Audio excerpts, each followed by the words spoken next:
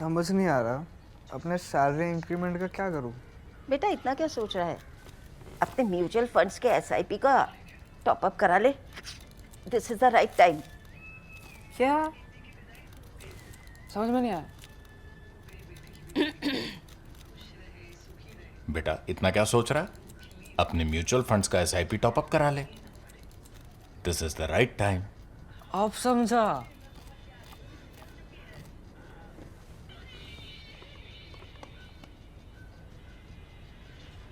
Mutual fund investments are subject to market risks. Read all scheme-related documents carefully. Check out this map on your screen. This map is color coded, you might think. It is a heat map. It's a heat map. This is a rating, or this is an analysis that NITI Aayog has done as part of its report titled Fiscal Health Index of 18 major Indian states. Fiscal Health Index 2025. It's a very fine report with very good data. In fact, these days when you get data, you have to say thank you very much. So I raise my hand and I say thank you very much. So Suman Berry, Vice Chairman of NITI Aayog, its CEO, BVR Subramaniam, Arvind Virmani, noted economist, my old friend and fellow traveler. He's a member, and also the division called Economics and Finance Division. Economics and Finance, one team. That's a division, and it's head Dr. Prashanta Sahu, the senior lead with the team. All of them have done a fantastic job because we've got data. Increasingly, we find that we get less and less data from the government. And even when data comes, it comes after a long lag. Like NFHS was the last one we got, and we are hanging on to that, National Family Health Survey 5, for many other indicators. We haven't had the consumer survey, employment surveys are usually inadequate. We haven't had the 2021 census. In that situation, when we get authentic analysis, a lot of the data is taken from CAG reports. The financial data or fiscal data has been taken by NITI Aayog from CAG reports, so it's authentic. It's available there, but to cull it out of there and to analyze it and to draw conclusions from it, that is what smart people at NITI Aayog has done. So thank you very much. Now, if you see this map, go back to this map. That is a heat map. In that heat map, red is bad, right? The redder it is, the worse it is. The lighter it is, the better it is. So it gets a bit amber, it gets a bit orange, then it gets a bit yellow, then light green, then deep green is the best. So if you see this map, for example, it's quite evident who's doing well, who's not doing very well on fiscal health. And that really isn't something that should confuse us looking at the map. This is the state-wise composite fiscal health index score heat map. This combines everything. Overall score, if you see what's red. The reddest in fact is Punjab. Punjab has been mired in debt. Punjab has been mired in overspending. And now we've also had governments, one after the other, giving giveaways in Punjab, freebies and giveaways, and not really raising their revenues and not spending money in the right areas. I will give you more details as we go along. Again, Kerala is not doing very well. Andhra is not doing very well. You might say that there is some reason there because Andhra only came into being in 2014 and lost the engine of its economy. That was Hyderabad. But at the same time, over the years after that, things have gotten worse in Andhra. We'll go through some granular data as we talk more. States which are doing well, surprise of surprises, which is the state that is doing the best of all? Surprise of surprises, it's Odisha. Normally, you would have thought Odisha is among the poorest states in India, so that will be in very bad state. It is not in very bad state. It is doing very well. Again, a surprise. UP is not doing as badly as you might have imagined. Gujarat, as you would imagine, is doing better.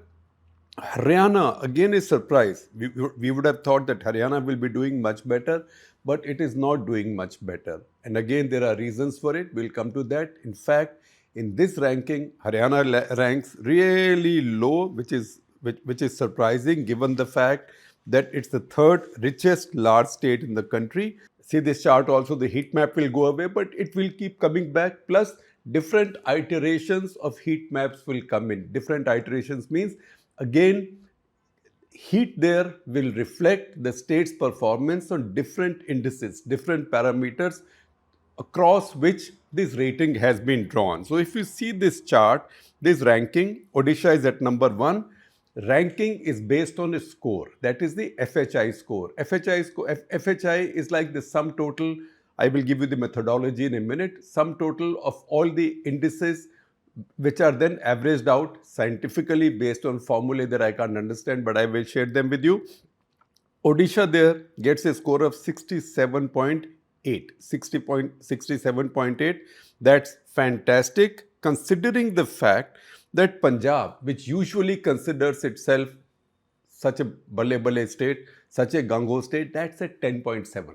So Odisha is almost 10 times better than Punjab on fiscal health index. That's a surprise, very big surprise. Again, Haryana, another gango state, at 27.4. That is again a little better than 1/3 of the leader. Very bad.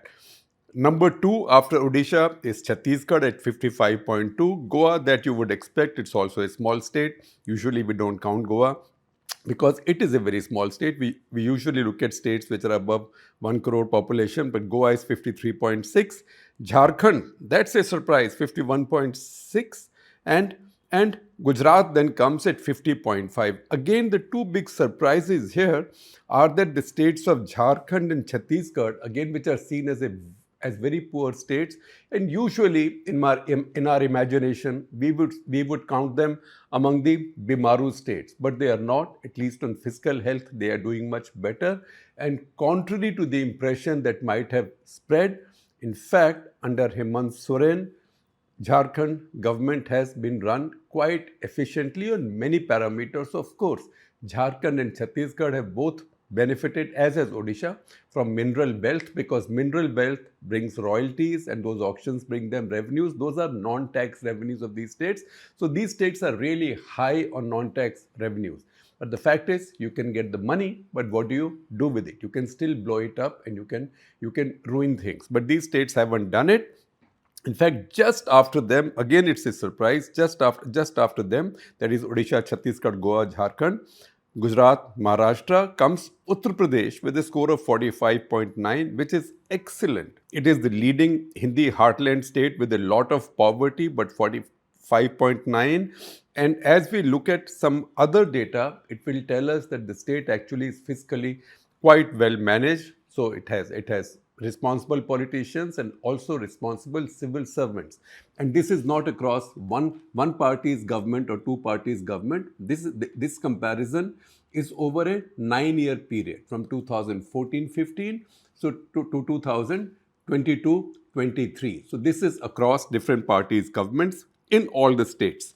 Now again, if you see this chart, a couple of things jump out at us. Debt index is an indication of how healthy your debt situation is, which means how much can you service your debt or how less indebted you are. There, Odisha is at 99, which is fantastic. Punjab there gets one big 0. And that is why the result of debt sustainability for Odisha is 64, which is very high. And for Punjab, it's only 15.2. Again, Haryana, it's a state we keep talking about.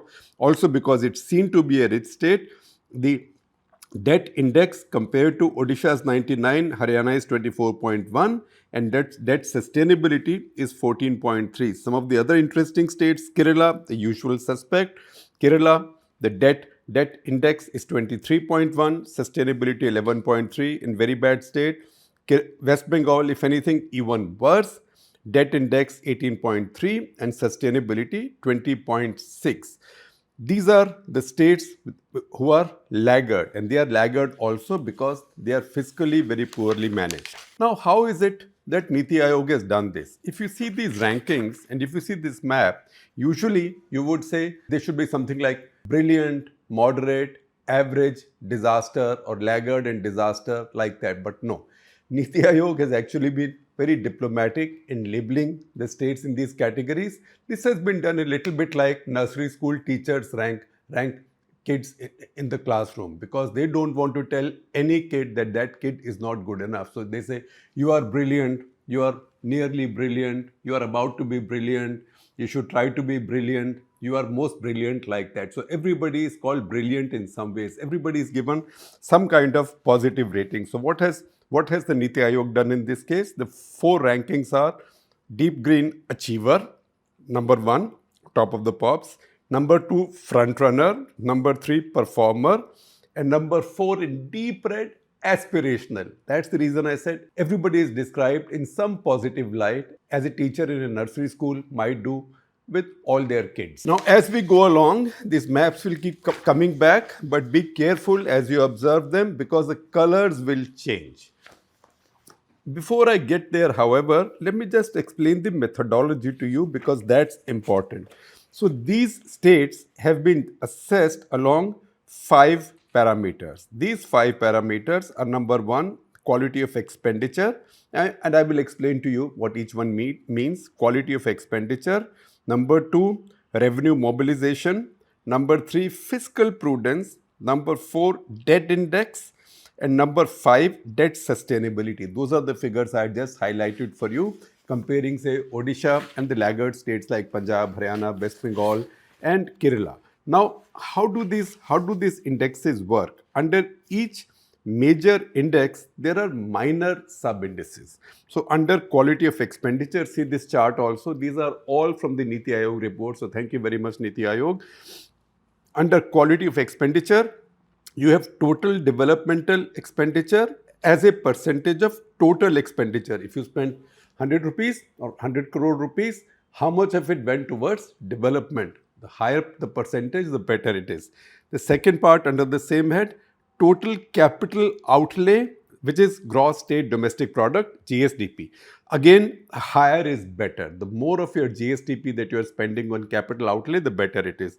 Many states, however, have very little left for capital outlay, and those are the ones who get bad rankings and bad marks on this.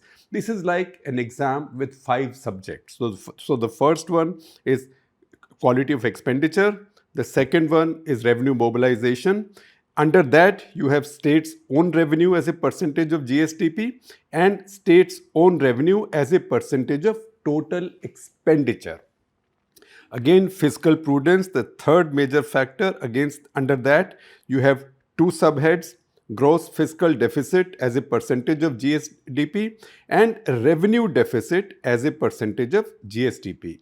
Debt index, again, two sub-indices under that. Number 1, interest payments as a percentage of revenue receipts, and number 2, outstanding liabilities as a percentage of GSDP. And finally, debt sustainability. It is growth rate of GSDP compared with growth rate of interest payments. If your interest payments are rising higher than the growth of your GSDP, than the growth of your economy, then you are in trouble.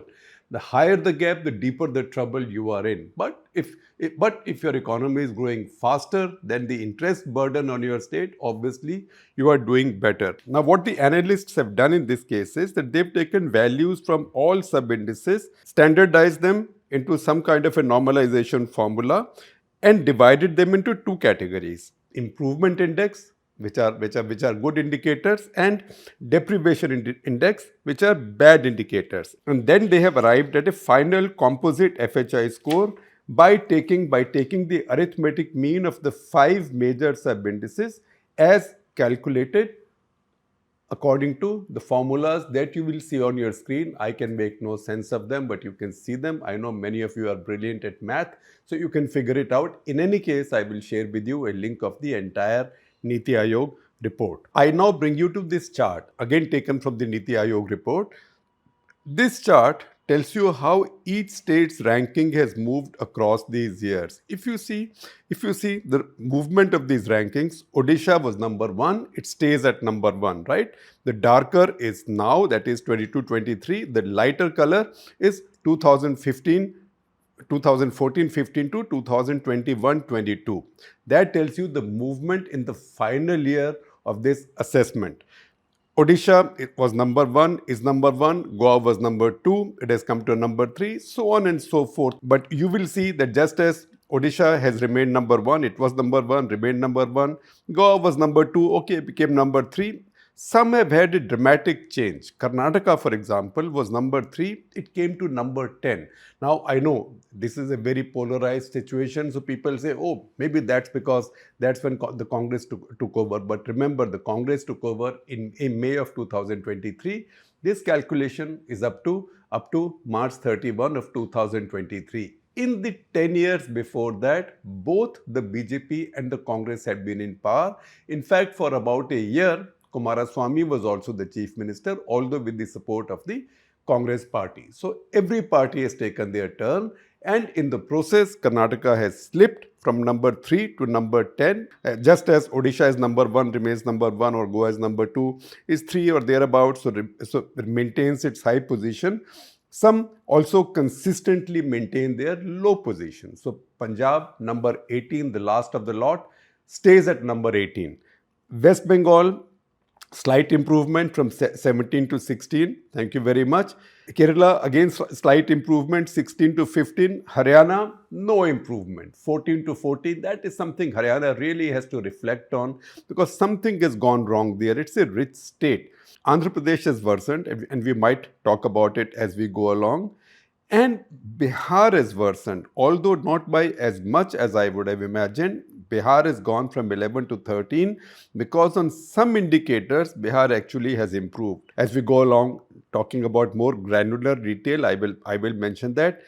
Jharkhand has made a remarkable improvement from 10 to the 4th. Once again, we have to take a fresh look at the way Hemant Soren has been running the state, and also Chhattisgarh has been improving. Again, it's a state that's been under the Congress and the BJP, both parties before and after. Which brings us to our next heat map. I told you the heat map will keep coming back. However, the colors will change, the shades will change. So this is the heat map based on quality of expenditure score. That is when the state spends its money, how wisely they are spending it. And there you see the colors are varying. The number 1 in this case now is Madhya Pradesh. Who would have imagined this? Madhya Pradesh, Shivraj Singh Chauhan, it was under him all this while, so he deserves the credit. Madhya Pradesh number 1, Bihar number 2, which is quite a pleasant surprise. And that's the reason in the overall rankings, Bihar is not doing as badly as you would have imagined, because we have our stereotypes. Bihar number 2, Chhattisgarh number 3, and Odisha number 4. Now, this is the top 4 in the Achievers section. Please underline the fact that 3 of the 4 states among the top 4 by way of quality of expenditure happen to fall in what might be called, or what used to be called, the Bimaru state. So you see a great deal of discipline coming there. However, on the aspirational side, there is always Punjab and Kerala. Aspirational, as we know, is a lollipop. Next heat map. Again, the colors will change because the rankings will change. The next heat map is on revenue mobilization. How good has a state been on collecting its revenue, taxes, and also raising non-tax revenues, which in the case of, say, Chhattisgarh, Jharkhand, Odisha, also Rajasthan, is minerals. Because how much can you collect on minerals, which means how much mining did you enable with your governance, because mining is a sensitive issue and you need good governance for good mining to take place, productive mining to take place. In this one, Goa is number 1, Telangana number 2. That's for revenue mobilization. Telangana helped along by the fact that Hyderabad's there. Telangana number 2. But Odisha even here is in the top 3 in the achiever category. And aspirational, that is the lollipop category, the last category, Andhra Pradesh comes there. That is the flip side of the coin from Telangana. Andhra Pradesh is there. West Bengal is there, the usual suspect.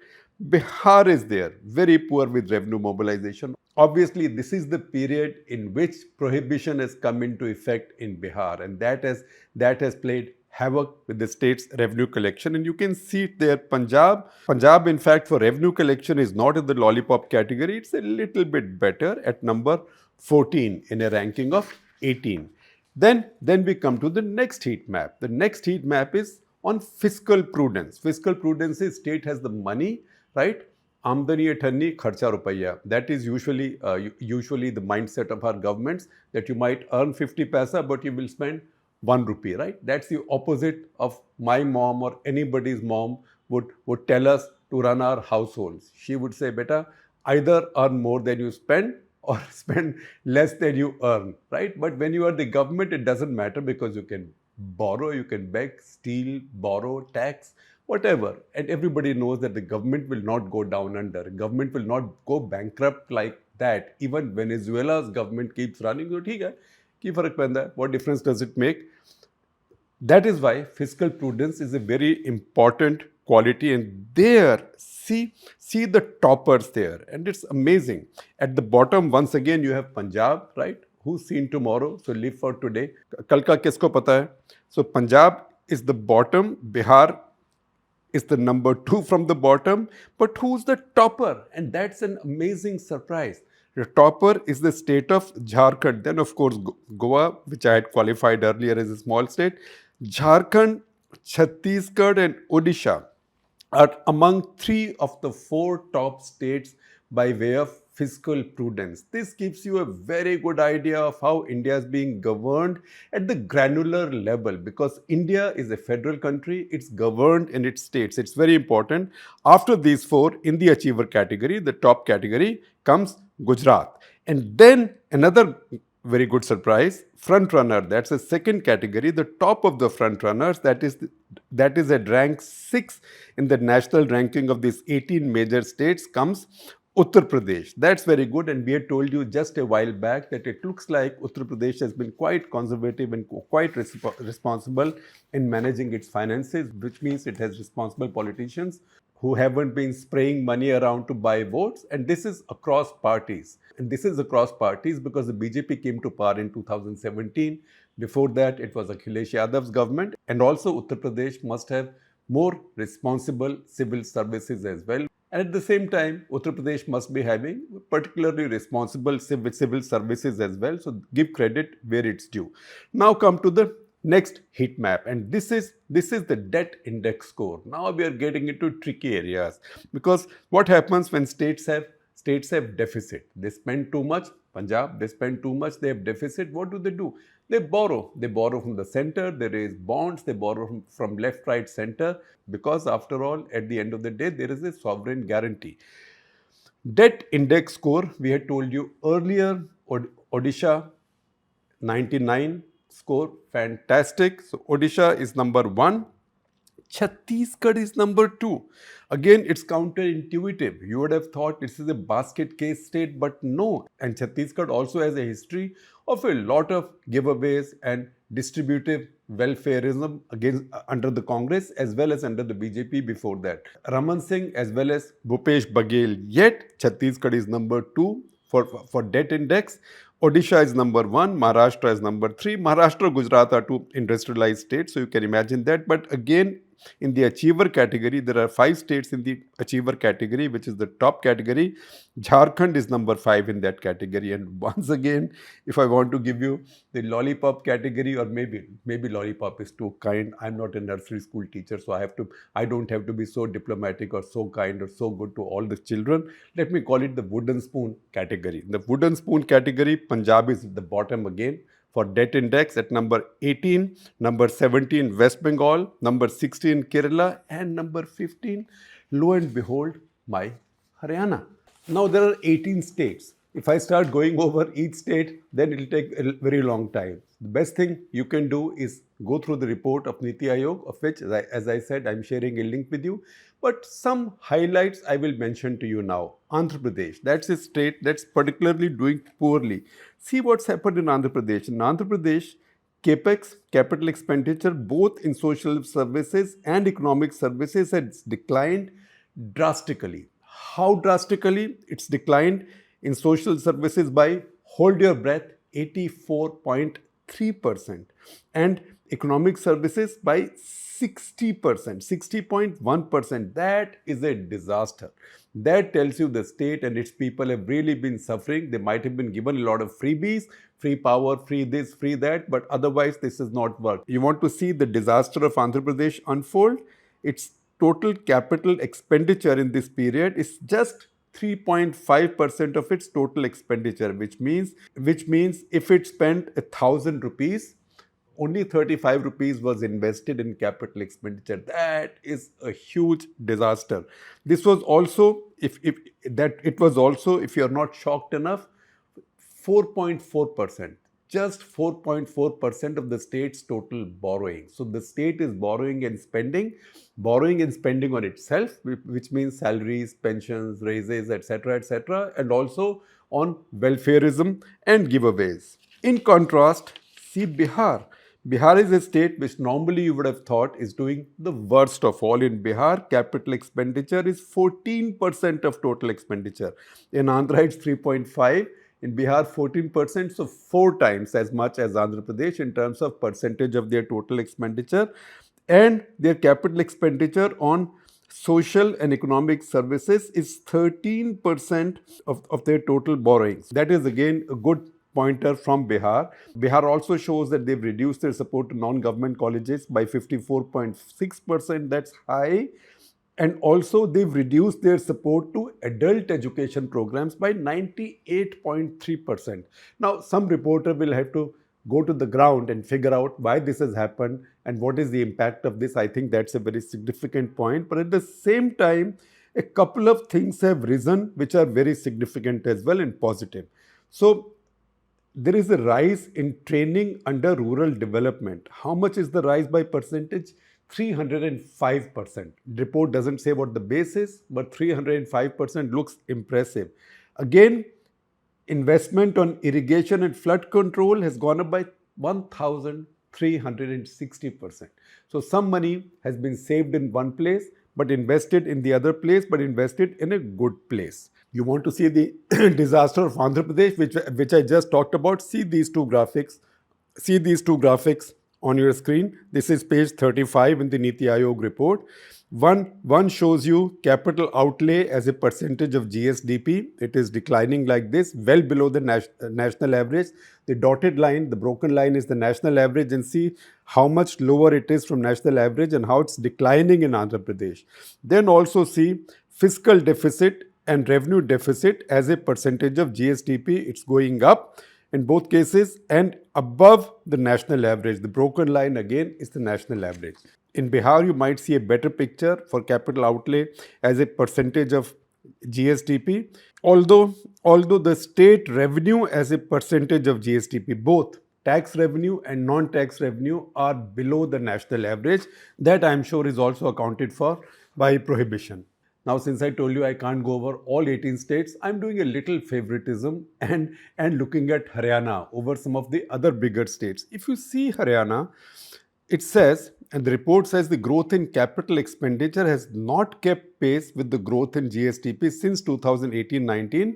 It constitutes 1.4% of GSDP during 2022-23 and was less than the budget estimates. The relative share of capital expenditure in the total expenditure has come down from 16.4% in 2018-19 to 9.7% in 2022-23. That means Haryana has that much less, suddenly drastically less to spend on capital expenditure. Then it says Haryana's capital expenditure on social services is reduced by 31.3% and on economic services increased by 46.7%. 55% of total revenue expenditure was incurred on committed expenditure. That is very high. Because the committed expenditure means expenditure that you know will go towards salaries, pensions, welfare, employees, running of the government, paying for your establishment, government offices, electricity bills, etc. That is committed expenditure, or what we might call in corporate world as fixed expenditure. I would recommend to you only one graphic from this, and that graphic tells you the movement of Haryana's capital outlay to GSDP. It does not make a pretty picture because the dotted line at 2.3% is the national average. Haryana is well below that with 1.2%. Now, if Haryana is there, can Punjab be far behind? So let me get Punjab also, and Punjab deserves to get a special mention because it brings up the rear of this list, unfortunately, because Punjab and Punjabis are not used to being the last anywhere. But in so many of these indicators, they are, because Punjab's economy has been declining. There are many reasons for it, but Punjab's economy has been declining.